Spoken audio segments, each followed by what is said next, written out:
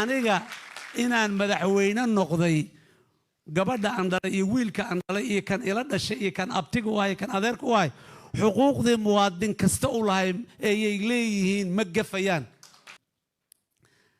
madaxda qoyskeeda iyo qaraabadeedu waxaad u maraysaa ninkii madax noqday qoyskiisa iyo qaraabadiisa inay xuquuqdii muwaadinnimo inay beerdareeyeen madaxweynaha ra'iisul wasaaraha wasiirka ugu sii wada xildhibaanka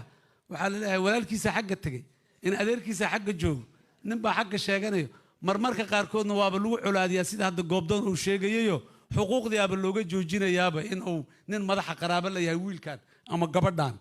marka waxyaabaha jiro xaqiiqada dhibta xanuunka badan laakiin inaan ka gudubno aan rabno waay laakiin waxaan rabaa inaan u sheego dadka Soomaaliyeed madaxda waa muwaadiniin oo adikaaba madax ka dhigatay ehelkooda iyo qaraabadooda iyo ilmahooda iyo qoysaskooduna waa muwaadiniin aniga inaan madaxweyne noqday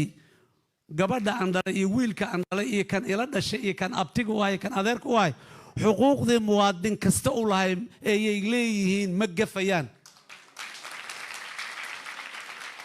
aqoontooda inay meel ku tagaan hadday ganacsanayaan ay ganacsadaan haddii ay maxaan ku rahay soconayaan ay socdaan ay xaq u leeyihiin marka waxaan qabaa madaxdana waa horena waa u dhawaan ugu celinaya yaan laga jicin hebelaa qaraabo la iyo hebelaa kan la ay hadduu qalad leeyahay qofka uu qaldamo sharcigu dalka leeyahay ha la geeyo haddaan anigu dhalay iyo haddaan ila dhashay haddaan abti waayba ha la geeyo laakiin inuu aniga qaraabo ila yahay inuu wasiirka qaraabo la yahay in ra'iisul wasaaraha qaraabo la yahay inuu xildhibaanka qaraabo yahay in loo colaadiyahay waa wax oo afkaar raqiis oo aad iyo aad u dambayso oo dadkeena aan rabno inuu ka yimaadaan ugana ducaynayno waaye waa maasantahay goobdoon